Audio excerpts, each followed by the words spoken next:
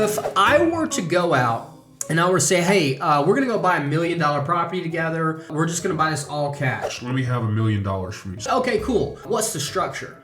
Hey, you're going to give me the $1 million, and here's the deal, is I'm going to own 50% of the deal from day one. If we ever sell the property, we'll just split the money 50-50. So the investor's sitting here thinking to themselves, so I'm going to give you the $1 million, and then we're going to split any money 50-50 afterwards. So if I want to make my money back, then we've got to sell the property for $2 million.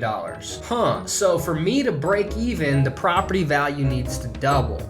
That doesn't sound like the best structure. I call this the deal within the deal. You can have a great real estate deal, but if the structures you're giving your investors is not good, nobody's going to invest. Hey guys, what's going on? My name's Hayden Crabtree. Hope you're doing awesome. The first thing I want to talk to you about is thinking through the lens of what I call the DMC framework, right? Like run DMC. The DMC framework is effectively what I talk about in Skip the Flip 2, 3 keys to any deal, and it's really like a triangle. DMC are the deals, the management, and the capital. And one of the things I want to tell you is that a big limiting belief for new real estate investors is you got to have a lot of money, and I'm just here to tell you it's really not the truth. So when you're thinking about how do I go out and how do I raise money for real estate, really what you're asking yourselves is, what is the puzzle that I have to put together? Now, my way of having success in raising money, my way of scaling my real estate portfolio when I started as a broke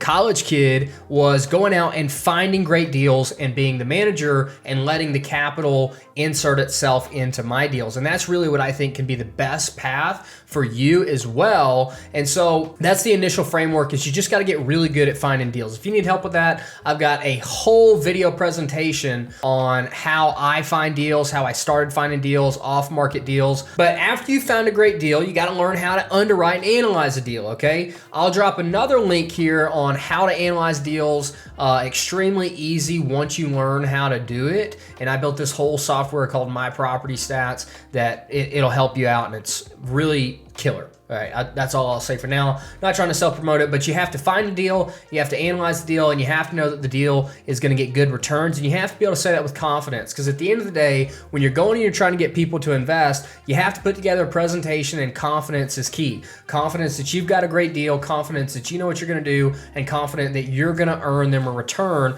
on their investment. So how do you get that confidence? Well, reps, right? Like think about this in terms of working out at the gym. If you want to get big arms, then you got to do a lot of curls, right? If you want to have confidence that you're pitching a good deal, you have to look at a lot of deals, and you have to look at the right kind of deals, right? If you go in there and you do curls with 1 pound all day long, right, and all you're doing is 1 pound curls all day long, your arms probably aren't ever going to get any bigger because you were doing the motion, but you were looking in the wrong spot. Like I had a buddy of mine who, said, hey, I didn't have so much success in raising, this money on these last deals. I said, well, really, what kind of deals was it? He says, well, I was looking at like retail shopping centers in small towns in the middle of nowhere, Georgia. I'm like, dude, I wouldn't want to invest in that. He was doing the curls of looking at the deals and finding the good deals, but he was doing the wrong weight, right? And so you have to be putting time and energy and effort into the right kind of deals that people want to invest in. So what kind of deals do people want to invest in? Well, they want to invest in deals in good markets. They want to invest in deals that are seemingly low risk, like deals that already have existing income. And they want to invest in deals that have a bright future. A lot of people don't like retail deals because of, Amazon, the rise of the internet and everything like that. People don't want to invest in middle of nowhere town, Georgia, because, nobody's moving there. Why would I want to invest in a real estate business where nobody's moving to? It doesn't make any sense. The next piece is putting together a structure that makes sense, okay? So let's do some quick math together here. If I were to go out and I were to say, hey, we're going to go buy $1 million property together, you know what? We're just going to buy this all cash. Let me have $1 million from you. So, okay, cool. What's the structure, right? Let's give two opposite sides here. Let's say that option A was, hey, first option is, well, you're going to invest the money. You're going to give me the $1 million, and I'm not going to make any money off of you at all. You're going to get all the cash flow. I'm going to do all the work. And if we ever sell this property, you've got to make back $2 million And then everything after that, I'll take 10% of, and you'll make 90% of. So the investor's like, you're going to do all the work on this, and I'm going to double my money before you get paid. That sounds interesting. Now let's compare that to option B, which option B is, hey, you're going to give me the $1 million, and here's the deal, is I'm going to own 50% of the deal from day one. If we ever sell the property, we'll just split the money 50-50. So the investor's sitting here thinking to themselves, so I'm going to give you the $1 million, and then we're going to split any money 50-50 afterwards. So if I want to make my money back, then we've got to sell the property for $2 million. So for me to break even, the property value needs to double. That doesn't sound like the best structure. So the next thing you really have to think about when you've got a good deal for investors is you got to make sure the structure makes sense to the investors, because I call this the deal within the deal. You can have a great real estate deal, but if the structures you're giving your investors is not good, nobody's going to invest. So there's like multiple pieces to this puzzle. Now here's generally how I do it, guys. I'll charge some sort of property management fee for my time involved, and then I'll say, hey, listen, you're going to earn the first 8% cash flow, and then we'll split over an 8% cash flow. So if you gave me $1 million and I give you an 8% cash flow pref, that means that you're going to make the first $80,000, and I'm not going to make anything in that first year, right? Now, after that, after the $80,000, any money will split 50-50. So if we make $100,000, you'll make the first 80. There's 20 left over. I'll take 10,000 and you'll have 10,000. So you put up all the money. You made $90,000. I made $10,000 in my property management fee.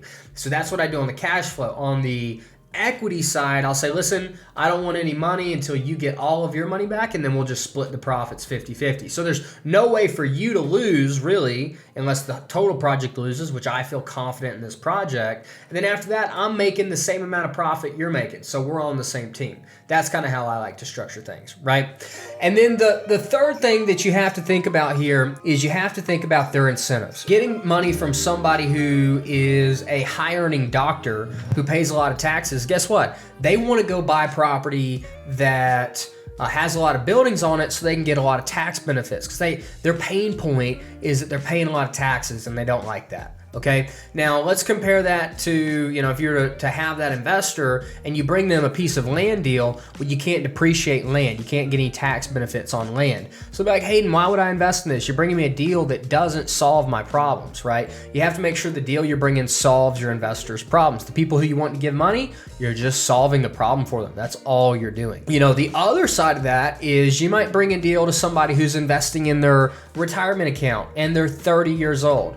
Okay, this person, you might have a deal that gets crazy good cash flow, right? Like, hey, give me $100,000 investment and I'll give you $25,000 a year. Sounds pretty good.